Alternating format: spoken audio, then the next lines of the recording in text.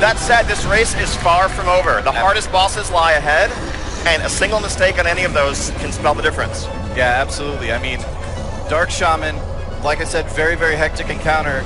But after this, we've got Malkarok and Black Fuse. Exactly. And then, of course, Garrosh. Oh, obviously Garrosh. So these two guilds actually recently faced off in a charity event, racing through Throne of Thunder. And Method got off to an early lead after some difficulties on Drinrock, but then Method in that race actually wiped on Dark Animus, allowing Midwinter to catch back up. So it's really not settled until Garrosh actually dies. But of course, Method's jumping right in, engaging Heroic Malkarok now. So Malkarok, what are the different mechanics on Heroic mode for this boss? Obviously, we can see the pools are still there. The slash is still there that you have to not stand in. But you do need to stand in the pools. That's the normal mode mechanics. What's different for Heroic mode? There are two major differences on Heroic mode. So first off, if you look around, you'll begin to see these little black and white Shaw globes forming. They look like a corrupt version of Monk Healing Spheres. Any player in Malkarok who touches them will immediately have their shield fully negated and take some damage. So you really need to carefully avoid these while soaking the pools and otherwise navigating the hazards of the encounter. But then at some point you do need to clean them up, otherwise the playing area is going to be completely full of them and you're going to be overwhelmed. Also, every time Malkarok knocks people up into the air, it spawns these Shah oozes, which significantly slow and hinder the casting speed of people near them. Those need to be picked up, pulled into melee, and cleaved down there. Now, Malkarok, ultimately, a DPS race, a fairly straightforward encounter for these guilds, but it's also an unforgiving one. If they don't soak a single one of those pools and it blows up and hits the raid, that could wipe them right there. So it's still very demanding in the execution side. Yeah, especially if it happens to go at the same time that they happen to be soaking up some of those Shaw globes. So that's definitely very, very tight encounter mechanically for on the Malkarok encounter. Meanwhile, for Midwinter, they have pulled yet again. They are doing much better this time around.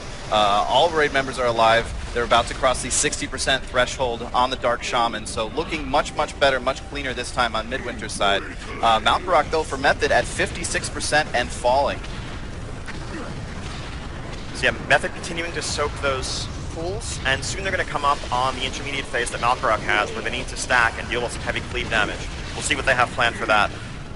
Yeah, this is going to be a tense few moments. You can see all of the Shaw globes now on Method's side over there in Malkarok. That's a lot of them around there. That means there's very little space to actually stand, and if you have to run through one of those to soak one of those pools that we're seeing now, can be very, very dangerous for you and can easily lead into deaths. They seem to be doing pretty well thus far. All raid members are still alive for Method, but this is going to start getting dicey for them real soon. Okay, now they're coming up into Malkarok's Blood Rage phase, where he stops actually putting out this damage, he stops doing his cones, and he does very, very heavy frontal cone damage. And so yeah, you see pretty much the raids stacked up here, helping to split that damage. And in the meantime, people are going out and cleaning up the orbs, so they actually have playing space free and available for the rest of the encounter afterwards. It looks like they've got this pretty well under control. Checking back in with Midwinter over here, they do have the Dark Shaman at 38%. They do have one death at this point, and they did use a few of their battle reses already. I believe they are now out of battle reses, but 36% with only one death does put them in much better shape than they were in their last pull. Taking some big hits there, one more death for Midwinter, but I'm feeling a lot more confident about this particular pull. They just lost another guy, though. Oof. All right, so yeah, Method's still, plugging right along on Malkarok. Got him below 25%, just getting into execute range now. And it's just a question of finishing him off, avoiding those, sloppy mistakes that are always a possibility, but still looking good for them. Yeah, you can see there's a lot fewer Shaw globes out there now, so they definitely went through and soaked a whole bunch of those up very, very recently. They do have a couple people relatively low in health and one death now at this point, but still not terrible shape. Malkarok at 15% and should be dead very soon here. So every time Malkarok goes through a Blood Rage phase, it increases all of his damage done, so all of his attacks become more lethal. Things that you used to be able to survive will now kill you, but Method's still holding it together. A lot of people low on health, but they have those hefty absorb shields that will protect them from Malkarok's attacks, and yep, so far so good. Malkarok now at 8%, 7% and falling. Checking in with Midwinter real briefly. They are taking a lot of damage. They do have several dead. They are now under 20%. On that side over there, it's looking very scary. Malkarok, though, at 3%, 2%, should be falling very soon, 1%, and Method cames Malkarok. So that is now 3 down for Method, but now we're moving on to the really hard ones. So now it's time for Heroic Siegecrafter Black Fuse. Oh, wow. Oh, big hit there for Midwinter. Looks like this fight is giving them a lot of trouble. Yeah, no, this is the reason on Midwinter's side. This is the reason why most guilds do separate out the two bosses. It's much, much safer. It's much more reliable. Though if you can pull it off, it does save time. Obviously, that risk hasn't paid off in this case. And now it puts them in a difficult position. Like, you've tried the faster, riskier approach twice. Do you go for it again at this point? I almost feel like you have to. Yeah. Because if you want to catch up, you have to go for the potentially faster kill.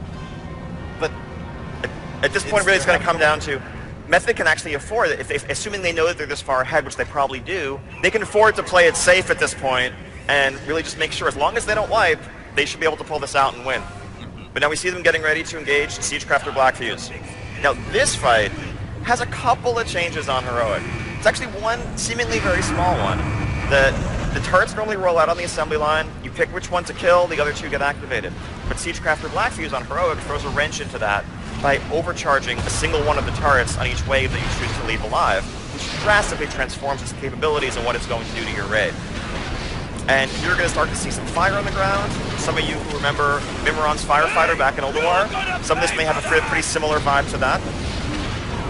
You see Method sending players up onto the conveyor belt to get them one of those turrets as they tank and otherwise try to engage Black Fuse. Yeah, definitely a very scary encounter on Heroic mode. Midwinter has just pulled again on the Dark Shaman over there.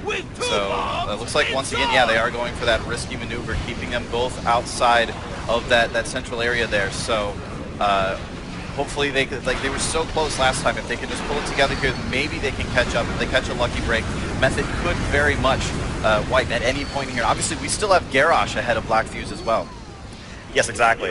Now, it's interesting watching how Method approaches this fight. There are a lot of different approaches to Black Fuse in terms of where you position him, which turrets you kill, which you don't kill.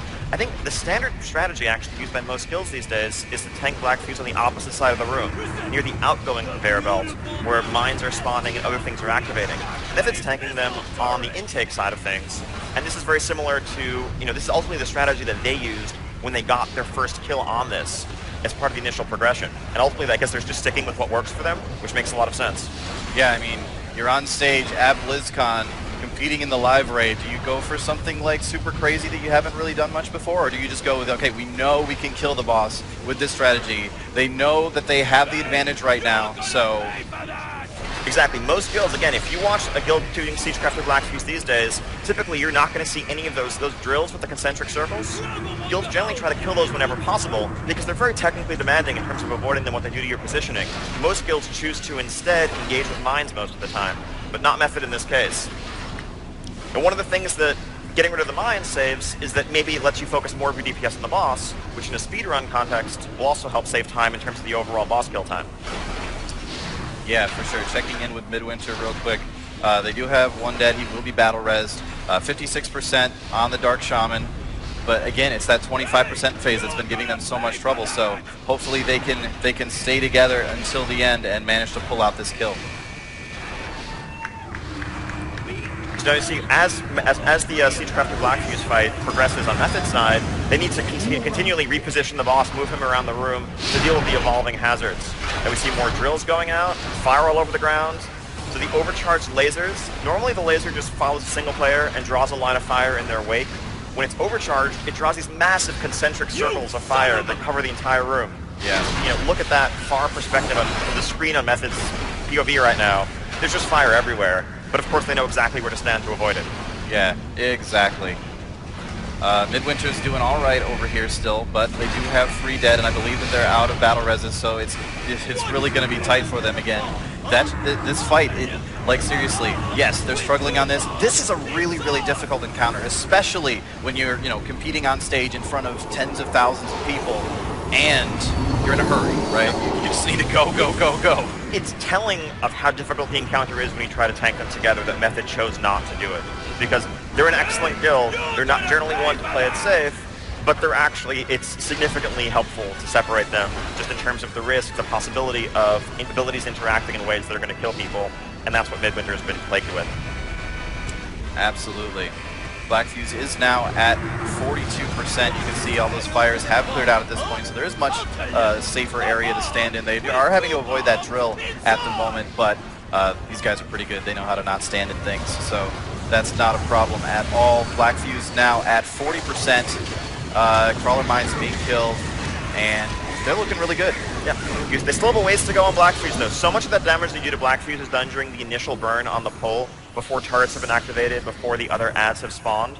And once you have to start turning your attention to dealing with all those abilities, as you see Method right now, dealing with overcharged mines, which are giant mines that contain smaller mines inside. So as you kill them, they break out into smaller mines. It's a lot of things to kill and deal with, which distracts your attention away from the boss and reduces your ability to deal damage with the boss. Midwinter looking a little dicey again over here. 22%. They've got, what is that, 7, 8 dead. 20% though, they're getting into the execute range. They may be able to pull it off this time. Come on, let's give them some support. Let's make sure they can get this kill.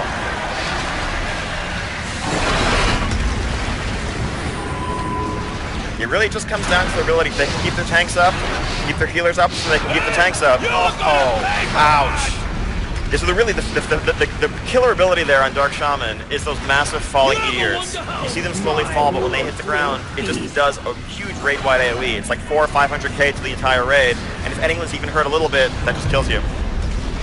Yeah, definitely very, very soul-crushing here for Midwinter as they wipe for the 3rd time on Dark Shaman. Alright, so here we see Method pinned into a corner, dealing with the saw blades being pulled by the magnet and rockets that are down, but they're handling it, killing those rockets as they spawn, and using what little breathing room they have to actually safely navigate the threats that they encounter. Very much to Midwinter's credit over here, they are not giving up at all. They say, you know what, we're here to kill bosses. That's what they're going to do. They're regrouping, discussing their strategy a little bit. They want to kill this boss. So you have more overcharged fire lines coming through on Method's side. They probably have like 5 square yards of real estate right now to work with, and they're using it for all it's worth. Yeah, a little bit of homework for you. Find a safe place to stand in all of that. Hint, it's right where they're all standing. As you see, all of them fixated by mines. They have those little fixate eyes over their heads, but they're killing the mines before they reach them. And really just honestly executing this perfectly right now. Yeah, this is looking absolutely beautiful from Method over here. They are going to have to avoid that drill in the middle of all that fire, which can be a little bit tricky, but these guys know what they're doing. Actually looked like they stepped into the fire there for just a second just to get out of the way, but they were able to heal through it. We now have Black Fuse at 7%. Only a little bit longer to go. Ooh, Tank getting very, very low there on health, but is healed back up. So at this point, I think you're going to see them just clean up these last overcharged drills, and then focus the boss, burn him down, and that will be the fight. Yeah, they are out of that heavy fire phase now, so there's plenty of room. All they have to do is just finish him off, basically. Hit him till he stops moving. 2% on Black Fuse. 1% on Black Fuse. Couple deaths, but it doesn't matter. Method claims Black Fuse. And that is 4 down for Method now. But onward to